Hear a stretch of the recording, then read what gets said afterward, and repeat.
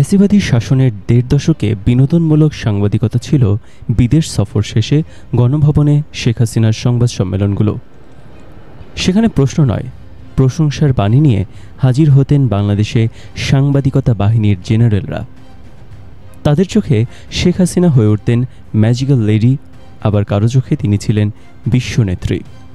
বিশ্বের সব জটিল সব সমস্যার সমাধানে তার তৎপরতার কারণে দেশে তাকে আর পাওয়া যাবে না বলে বেদনার কথা শোনাতেন এই সাংবাদিকেরা। আবার কেউ কেউ নোবেল বিজয়ের কলাকৌশল জানিয়ে পরামর্শ দিতেন প্রধানমন্ত্রীকে। কেউ আবার শেখ হাসিনাকে মাছ চাষ, আলু চাষ শেখাতেন। শেখ হাসিনা তাদের সীমাহীন প্রশংসা উপভোগ করতেন, আবার নানা প্রসঙ্গে কখনো কখনো খিলখিলিয়ে হাসতেন। সেই হাসির দ্যুতি ছড়িয়ে পড়ত সাংবাদিকদের মধ্যে। হাসিনা পালিয়ে যাওয়ার কারণে বিনোদনমূলক প্রশ্নোত্তর পর্বটা দেখতে পাচ্ছেন না বলে দেশের মানুষ অপার আনন্দ থেকে বঞ্চিত হচ্ছে। তবে বাংলাদেশের সাংবাদিক বাহিনীর জেনারেলদের চোখে শেখ হাসিনার আমলে এই সংবাদ সম্মেলনগুলো ছিল ব্যাপক বস্তুনিষ্ঠ সাংবাদিকতার অংশ। শেখ হাসিনা তার সাংবাদিক বাহিনীর সদস্যদের সঙ্গে সর্বশেষ বসেছিলেন পালিয়ে যাওয়ার একদিন আগে গণভবনে।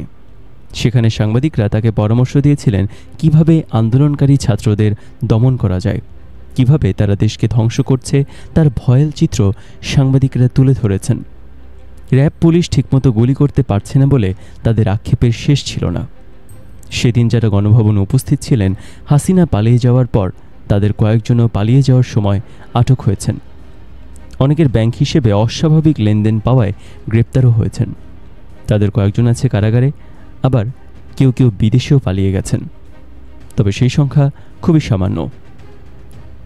গণভবনে পরামর্শ দিতে কিংবা প্রশ্ন নয়, প্রশংসা করতে যারা গেছেন তাদের অনেকে সাংবাদিকতা বাহিনীর জেনারেল হিসেবে এক একটি পত্রিকা ও টেলিভিশন স্টেশনে যে দাপট দেখাতেন সেটি আর পারছেন না। এই নিয়ে তাদের ক্ষোভ, দুঃখ ও হতাশার শেষ নেই। কারণ তাদের মতে ডক্টর ইউনূসের শাসনে দেশ এখন ক্রান্তিকালে আছে। এখনই করা যেত আসল সাংবাদিকতা, এখন আর প্রশংসা নয়, প্রশ্নবাণে নিক্ষেপ করা যেত। কিন্তু তাদের আখ্যায়িত করা হচ্ছে নিপীড়ক সরকারের দোসর হিসেবে। তাদের দাবি তারা তো দোসর নন, তারা শুধু সাংবাদিকতা করেছেন।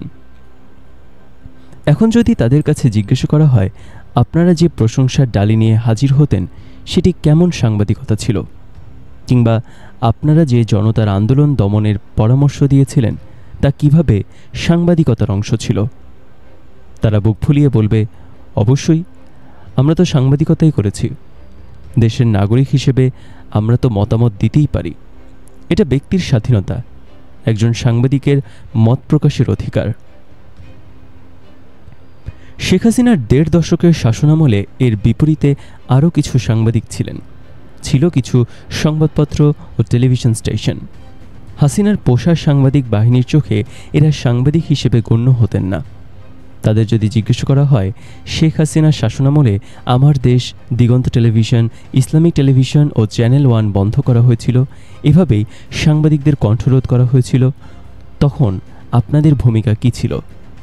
তাদের জবাব হচ্ছে সাংবাদিকতা ও অ্যাক্টিভিজম তো এক হতে পারে না। এসব সংবাদ মাধ্যম তো দায়িত্বশীল সাংবাদিকতা করেনি, সীমা লঙ্ঘন করেছে। তারা সাংবাদিকতা করেননি, অ্যাক্টিভিজম করেছেন। সরকারকে প্রশ্ন করা, নিপীড়নের চিত্র তুলে ধরা, দুর্নীতির খবর প্রকাশ করা ছিল তখন অ্যাক্টিভিজম। কিন্তু গণভবনে গিয়ে আন্দোলনকারীদের হত্যার উস্কানি দেওয়া, গুম ও খুন নিয়ে প্রশ্ন না করে প্রশংসায় ভাসিয়ে দেওয়া অ্যাক্টিভিজম নয়, এগুলো সাংবাদিকতা। গত ১.৫ দশকে সরকারের নিপীড়নের পক্ষে সম্মতি উৎপাদনের সব ধরনের চেষ্টা করেছে এসব সাংবাদিক ও গণমাধ্যম। কিন্তু তাদের ফ্যাসিবাদের দোসর বলা যাবে না, এমনকি অ্যাক্টিভিস্টও বলা যাবে না। কারণ ফ্যাসিবাদী আমলে তারা যা করেছেন তা ছিল সাংবাদিকের অধিকার। কিন্তু হাসিনার শাসনামলে যারা গুম খুন নিয়ে প্রশ্ন করেছেন, দুর্নীতির বিরুদ্ধে কথা বলেছেন, তারা সাংবাদিক ছিলেন না। তাদের রাজনৈতিক মতাদর্শ ছিল বড় পরিচয়। আসলে সাংবাদিকতার নামে নিপীড়কের সহযোগী শক্তি এখনও ঠিক করে দিতে চায় কারা সাংবাদিক এবং কারা সাংবাদিক নন। শেখ হাসিনার সময় প্রবীণ সাংবাদিক আবুল আসাদকে অফিসে গিয়ে লাঞ্ছিত করে মাসের পর মাস কারাগারে আটকে রাখা হয়েছিল। মাহমুদুর রহমানকে টানা ৩৯ দিন রিমান্ডে নির্যাতন করা হয়েছে। ৫.৫ বছর কারাগারে আটকে রাখা হয়েছে। জয় হত্যা চেষ্টায় ভুয়া অভিযোগে ৯০ বছর বয়সের সম্পাদক শফিক রেহমানকে কারাগারে আটকে রাখা হয়েছিল। তাদের চোখে এরা কেউ সাংবাদিক ছিলেন না, কিন্তু সীমান্ত দিয়ে পালিয়ে যাওয়ার সময় যদি কেউ আটক হন, ব্যাংকে শত কোটি টাকা লেনদেনের তথ্য পাওয়া যায়, খুন ও গুমের পরামর্শ দেওয়ার জন্য যখন জিজ্ঞাসাবাদের জন্য ডাকা হয়, তখন তা হয়ে ওঠে সাংবাদিকের উপর হয়রানি।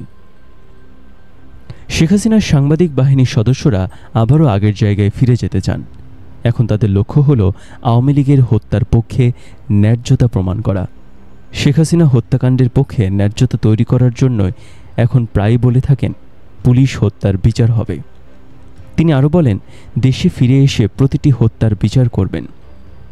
শেখ হাসিনার সুরে তার সাংবাদিক বাহিনীর সদস্যরা প্রশ্ন তুলেছেন, ১৪০০ লোক যে মারা গেছে তার কি কোনো প্রমাণ আছে?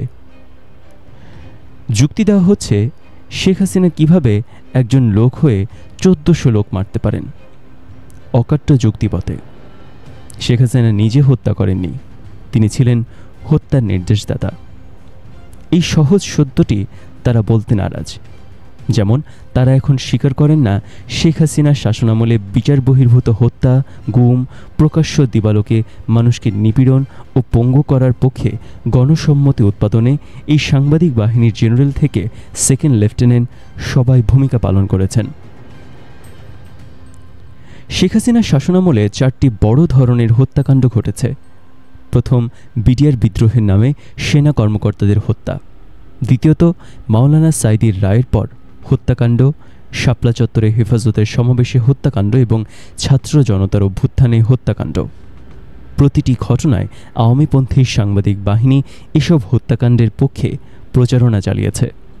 প্রকৃত ঘটনা আড়াল করা হয়েছে। রাষ্ট্রের স্বার্থে এসব হত্যাকাণ্ড জায়েজ ছিল, এই ন্যারেটিভ দাঁড় করানোর চেষ্টা করা হয়েছে। অনেকেই এখন বলছেন তার চাকরির স্বার্থে এগুলো করছেন। আবার টেলিভিশন কিংবা সংবাদপত্রের মালিকরা বলছেন সরকারের চাপে তারা এমন প্রচারণা চালিয়েছেন। গণমাধ্যমের মালিকদের আত্মপক্ষ সমর্থন করে এমন বক্তব্য কোনোভাবেই গ্রহণযোগ্য নয়।